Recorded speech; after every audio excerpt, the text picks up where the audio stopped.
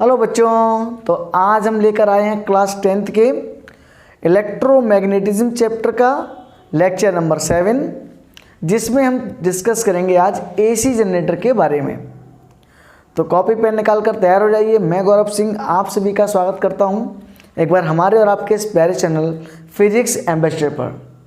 तो दोस्तों, जैसा कि आपको याद होगा, पिछले वीडियो हमने डिस्कस किया था इलेक्ट्रोमैग्नेटिक इंडक्शन, कि जब किसी मैग्नेटिक फील्ड में हम किसी कंडक्टर को मूव कराते हैं तो उसमें करंट फ्लो होने लग जाता है। उसी को प्रिंसिपल बनाकर हमने क्या किया, इलेक्ट्रिक जनरेटर बनाया। और जनरेटर हमारे पास जो मिलते हैं वो मिलते हैं 2 टाइप्स के, एसी जनरेटर और डीसी जनरेटर। एसी जनरेटर वो होते हैं जो अल्टरनेटिंग करंट को प्रोड्यूस करते हैं, और डीसी जनरेटर वो होते हैं जो डायरेक्ट करंट को प्रोड्यूस करते हैं। तो उससे पहले हम ये जान लेते हैं कि एसी करंट होता क्या है। तो अगर मैं एसी करंट की बात करूं बच्चों, तो एसी करंट वो करंट होता है, the current which reverses its direction alternately. ठीक है, बार बार अपनी डायरेक्शन को अल्टरनेटली चेंज करे। कैसे करेगा चेंज, वो मैं अभी बताऊंगा आपको। दूसरा DC generator, the current date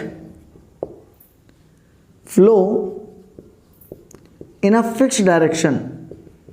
ऐसा करंट जो अपनी डायरेक्शन को चेंज नहीं करता, एक सीधी डायरेक्शन में फ्लो करता है। जैसे कि अपने सेल्स होते हैं, बैटरी होती है।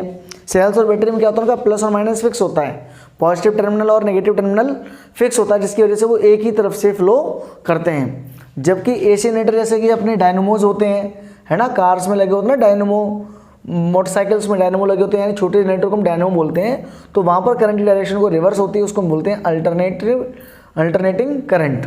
ठीक है, इंडिया में इसकी फ्रीक्वेंसी 50 हर्ट्ज होती है। ठीक है, और ऐसा भी कहा जाता है कि ये जो करंट है वो हर 1/100 सेकेंड में अपनी डायरेक्शन को चेंज करता है। आफ्टर एवरी 1/100, यानी 1 सेकेंड का 100वां हिस्सा, उतने टाइम में ही अपनी डायरेक्शन को चेंज कर लेता है। ठीक है, तो ये था एसी करंट और डीसी करंट। अब हम जो बात करेंगे वो हम बात करेंगे एसी जनरेटर की। किसकी बात करेंगे, एसी जनरेटर की। तो क्या है एसी जनरेटर, आइए देखते हैं। ये मैंने एक डायग्राम बना रखा है बच्चों, जिसमें मैंने एक जनरेटर को 2D में बनाया है। क्या करते हैं बच्चों, सबसे पहले हम इसमें कंस्ट्रक्शन देखते हैं क्या क्या इसके अंदर होता है। सबसे पहली बात तो हम इसके अंदर एक लेते हैं, 2 हॉर्सशू टाइप मैग्नेट लेते हैं। ठीक है, उनके बीच में एक रेक्टेंगुलर कॉइल रखते हैं, जैसे कि हमने मोटर में रखी हुई थी। ठीक है, उसके बाद इसको हम क्या करते हैं, इसको हम ज्वाइन करा देते हैं बच्चों इस तरीके से। इसके एक एंड को, कॉइल के एक एंड को हम ज्वाइन करा देते हैं इन फिगर से, जिनको हम बोलते हैं स्लिप रिंग्स। क्या बोलते हैं इसको, स्लिप रिंग्स। स्लिप रिंग्स, इनको हम क्या बोलते हैं, स्लिप रिंग्स। इसके एक एंड को तो इस स्लिप रिंग से कनेक्ट करा लिया और एक एंड को इससे करा दिया हमने। ठीक है, इस वाले स्लिप रिंग को हमने नाम दे दिया, पहले वाले को R1। ठीक है, इस स्लिप रिंग्स के जुड़ा हुआ था एक ब्रश। क्या जुड़ा हुआ था, एक कार्बन का ब्रश। ठीक है, जिसको हमने नाम दिया B1। इसका दूसरा एंड जो है बच्चों, उसको हमने दूसरी स्लिप रिंग से जोड़ रखा है। इसमें भी एक कार्बन का ब्रश जुड़ा होता है, जो कि जुड़ा होता है हमारा B2 से, और इस दूसरी स्लिप रिंग को हमने नाम दे दिया R2।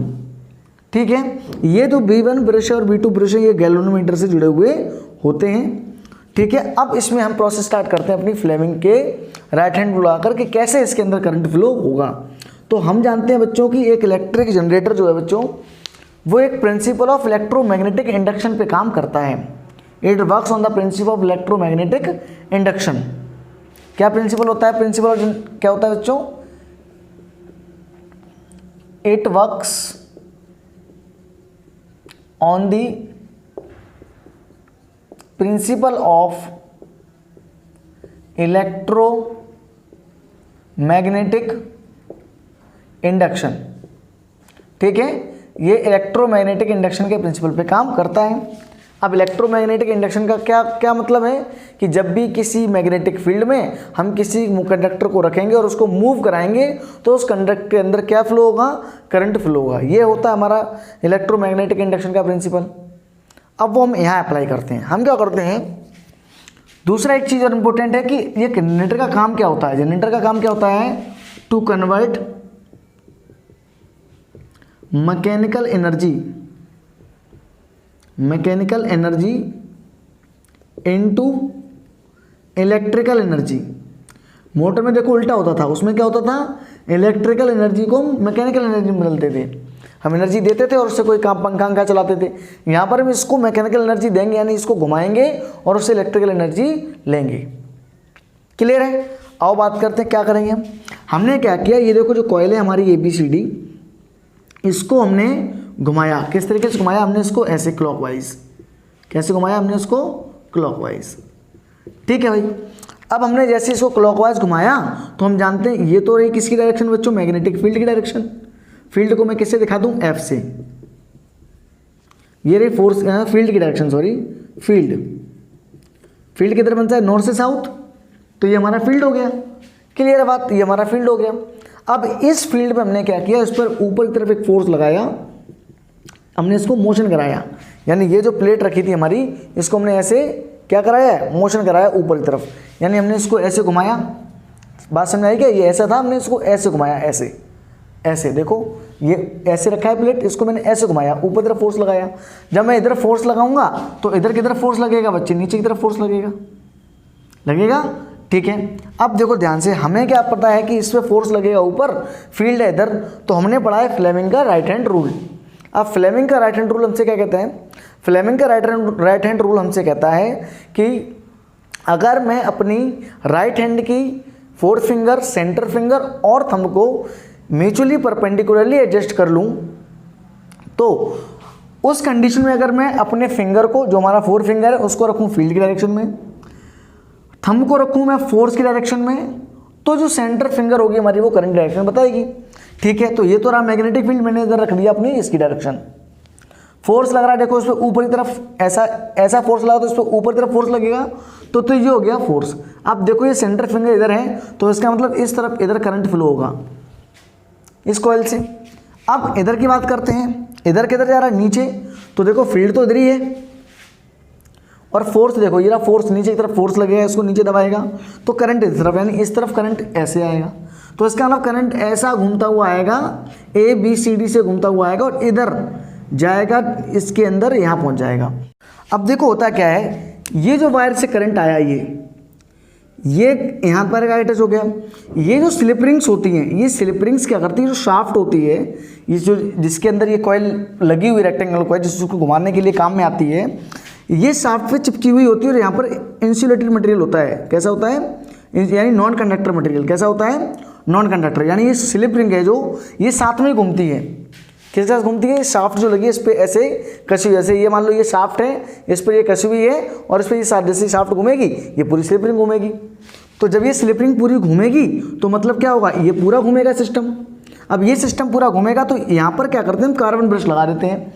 ये कार्बन ब्रश कैसे रखे होते हैं, इस स्लिप रिंग पे इस तरीके से स्लाइड करते हैं। ठीक है, मतलब ये केवल प्रेस रहते हैं इसके ऊपर, ये इसमें कांटेक्ट नहीं होते या वेल्डेड नहीं होते हैं, केवल इसके ऊपर कैसे होते हैं, स्लाइड करते हैं। ये रहा शाफ्ट, ये रहा स्लिप रिंग और इसके ऊपर लगा ये छोटा सा ब्रश, जो जब ये घूमता तो ये ब्रश अपने यहाँ पे रहता है, केवल इस पर टच रहता है, इस तरीके से प्रेस रहता है, फ्री रहता है, केवल ये ऐसे घूमता रहता है। ये पूरा चक्कर लगाएगा, ये इस पर चिपका रहेगा। ठीक है, तो और यहाँ पर इंसुलेटेड मटेरियल भरा होता है, नॉन कंडक्टर मटेरियल होता है, ताकि इसमें से जब करंट आए तो वो कहीं इस रॉड में ना घुस जाए, क्योंकि कंडक्टर हो जाएगा तो रॉड के अंदर भी घुस सकता है। तो क्या होगा कि यहाँ से करंट आएगा, इसको टच किए हुए, इसको टच करते हुए करंट कहाँ से पास हो जाएगा, इस वाली से। और अगर इधर से करंट आया तो इसके अंदर ये हमने क्या करा, ये वायर डाल रखा है, इसको मैं इस तरीके से एडजस्ट करते हैं कि उसको टच करे जाके, इसको टच नहीं करे। और ये इस पे टच हो गया, अब ये घूमेगा तो करंट इसमें आएगा, करंट इसमें आएगा तो इस वाले ब्रश से, ये जो ब्रश है आपका जो उस पर प्रेस करके रखा है, इससे करंट आता हुआ इस ब्रश से निकल जाएगा। क्या मेरी बात समझ में आई आपको? तो हमने क्या किया, सबसे पहले इसको एक AB को ऊपर की तरफ उठाया, AB पे एक अप फोर्स लगाया और CD पे डाउन फोर्स लग जाएगा अपने आप। तो ये इस तरीके से फोर्स लगेगा ऐसे, ठीक है, मैं आपको दिखाने की कोशिश करता हूँ कि ये इस तरीके से काम करेगा। जैसे ये वो प्लेट है और ये इस पर मैं अप फोर्स लगाऊं तो देखो ये अपने आप डाउन होगा, इस पे अप इस पे डाउन।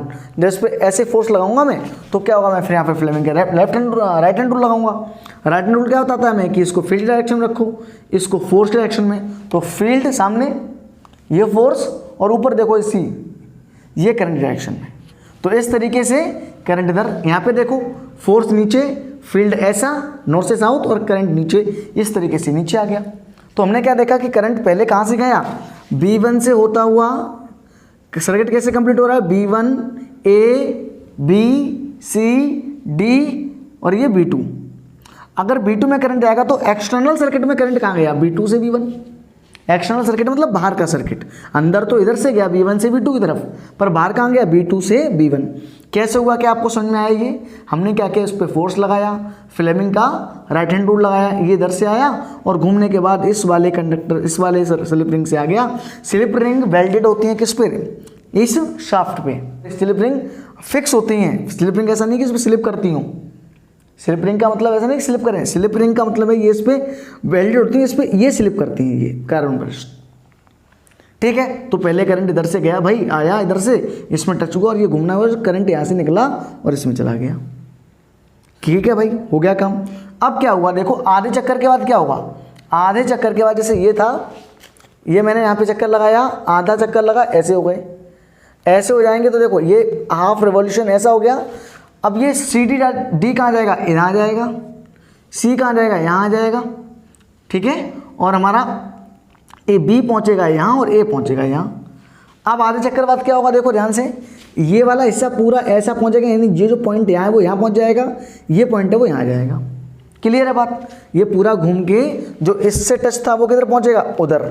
जैसे मान लो कि इधर ये टच था, तो इसको जब मैं ऐसा आधा चक्कर लगाऊंगा इधर पहुँच जाएगा, इधर पहुंच जाएगा।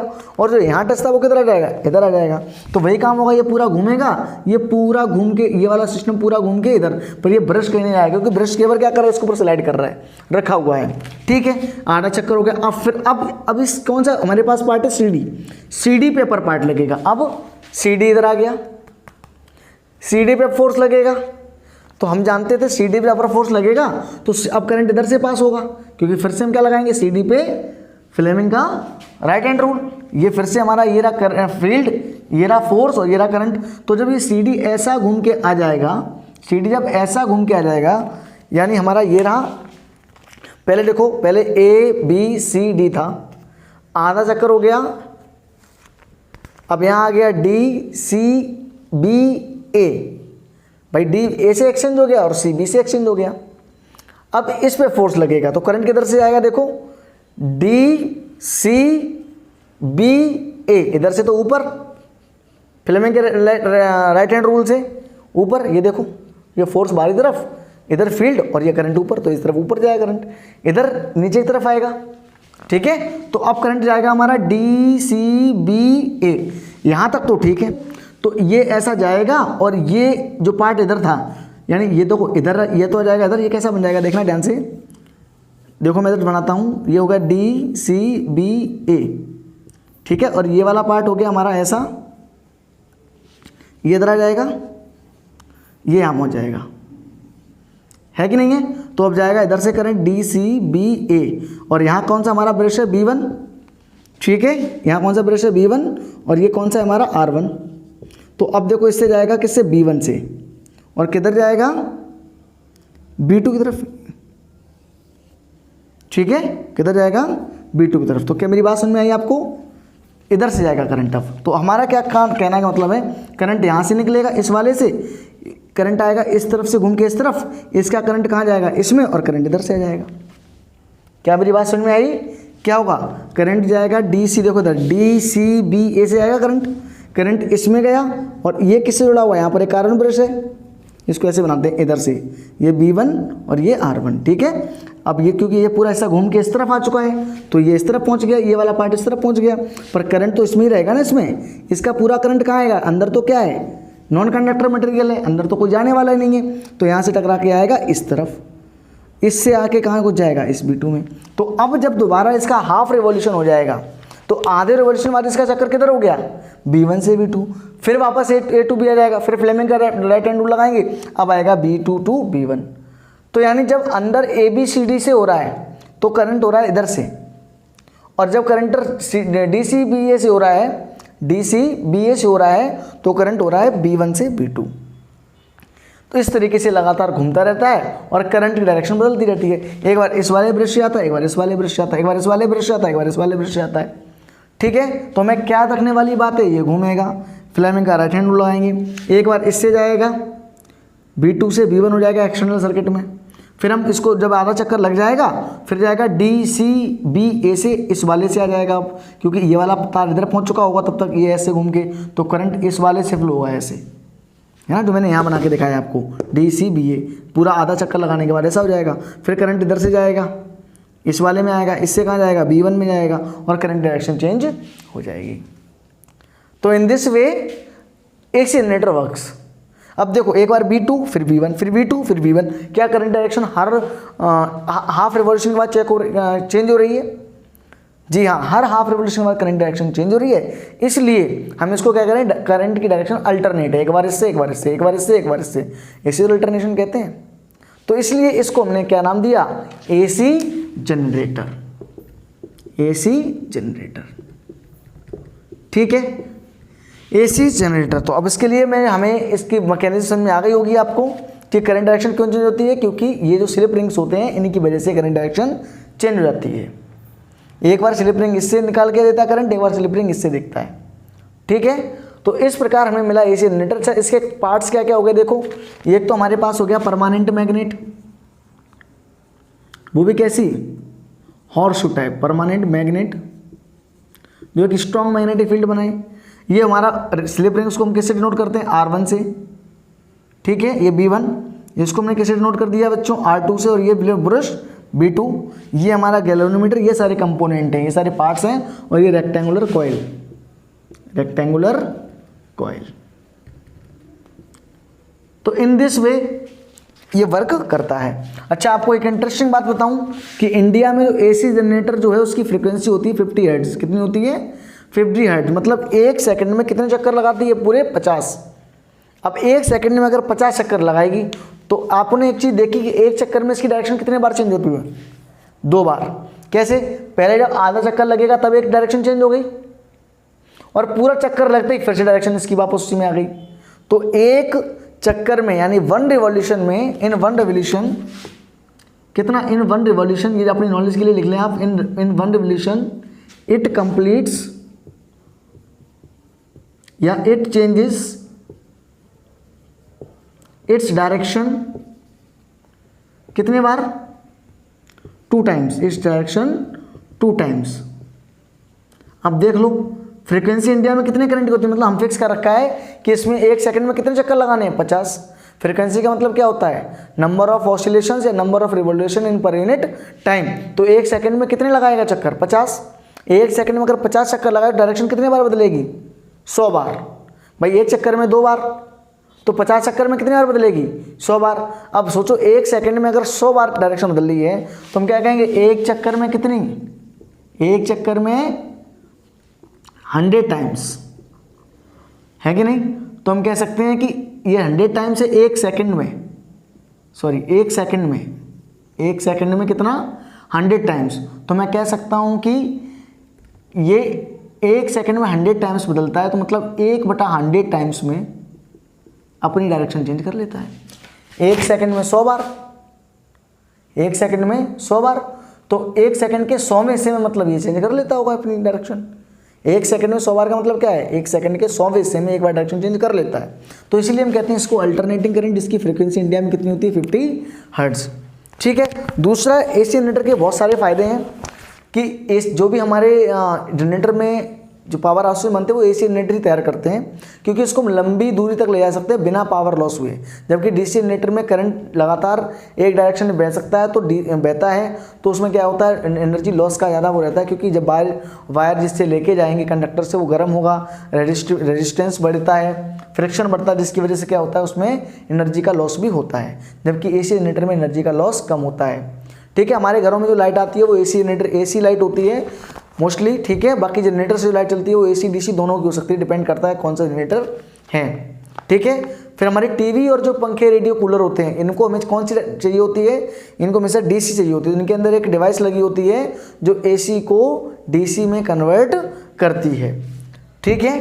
तो ये हो गया आपका AC जनरेटर का मैकेनिज्म, ठीक है। क्यों इसको AC बोलते हैं? क्योंकि इसके अंदर करंट की डायरेक्शन बार बार चेंज होती है आफ्टर एवरी 1/100 सेकेंड, ठीक है। समझ में आ गया होगा। तो मैं एक बार फिर से आपको शॉर्ट में बताता हूँ। ये रेक्टेंगुलर कॉइल होती है, इसमें फोर्स लगाते हैं, यहाँ से फोर्स इधर जाता है, करंट इधर से इधर आता है। कैसे आता है, कैसे निकालते हैं? करंट फ्लेमिंग के राइट हैंड रूल से।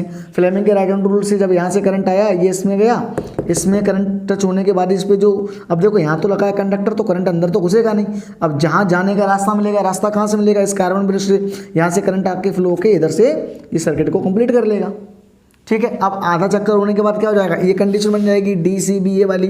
फिर से इस पर बाहर की तरफ फोर्स लगेगा, बाहर की तरफ फोर्स लगते ही क्या होगा? इस पर इधर अंदर लगेगा, उधर बाहर, तो बाहर लगेगा। फिर से इधर से करंट जाएगा DCBA से। अब ये अब कौन सी तरफ से आएगा? इस वाली तरफ से, यानी इस छोटे वाली तरफ से आ रहा है। अब इसका करंट पूरा किधर से जाना चाहिए? यहाँ से।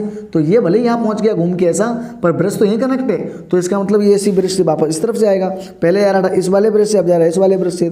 तो एक बार आधे चक्कर पे तो इससे, और आधे चक्कर पे इससे करंट की डायरेक्शन चेंज होती है। इस तरीके से हम कह सकते हैं कि भैया ये एक AC जनरेटर है, क्योंकि the direction of current is alternating after every 1/100th second because the frequency of the generators is generally in India is 50 Hz। एक सेकंड में 50 चक्कर लगते हैं, ठीक है। अच्छा, इसकी करंट की जो इंटेंसिटी है, इससे जो करंट ज़्यादा, करंट जो आउटपुट मिलेगा हमें, जो करंट इंड्यूस होगा, उस करंट की हम इंक्रीज कर सकते हैं, उस करंट की क्वांटिटी को। कैसे भाई? इसके चक्कर का नंबर ऑफ रोटेशन 33 कर दो। जितना तेज घुमाओगे उतना जल्दी करंट ज़्यादा प्रोड्यूस होगा, ज़्यादा इंड्यूस करंट होगा। एक तरीका तो ये है। दूसरा, मैग्नेटिक फील्ड को और स्ट्रॉन्ग करो, जितना स्ट्रॉन्ग ज़्यादा करोगे उतना अच्छा मैग्नेटिक फील्ड बनेगा, उतना ज़्यादा करंट प्रोड्यूस होगा। इस पे जो कॉइल, इस पे जो वायर राउंडिंग होगी, उन वायर के कॉइल्स के नंबर ऑफ टर्न्स बढ़ा दें तो भी हमें अच्छा करंट मिलेगा या करंट इंक्रीज मिलेगा, ठीक है। और इसको टेस्ट करने के लिए कौन लगा रखा है हमने? गैल्वेनोमीटर, ताकि इधर से करंट आए तो वो इधर डिफ्लेक्ट हो जाएगा, इधर से आएगा तो उधर डिफ्लेक्ट हो जाएगा। पिछले वीडियो में मैंने आपको इसी बता रखी है, ठीक है। तो ये था हमारा mechanism of AC generator. I hope you understand, ठीक है। तो आज के लिए इतना ही। अगली वीडियो में डिस्कस करेंगे हम DC जनरेटर, और इसके जो नोट्स हैं, जो इसके बारे में लिखना है, इसका प्रिंसिपल, वर्किंग, वो अभी आपको स्क्रीन पर मिल जाएगा, ठीक है। तो तब तक पढ़ते रहिए, एंजॉय करिए और नोट ज़रूर कर लें, ठीक है। जो नोट्स आपको मिलेंगे स्क्रीन पे भी, उनको नोट कर लें। All the very best. और अगर आपको मेरी वीडियो अच्छी लगी हो तो चैनल को सब्सक्राइब करना ना भूलें। Thank you.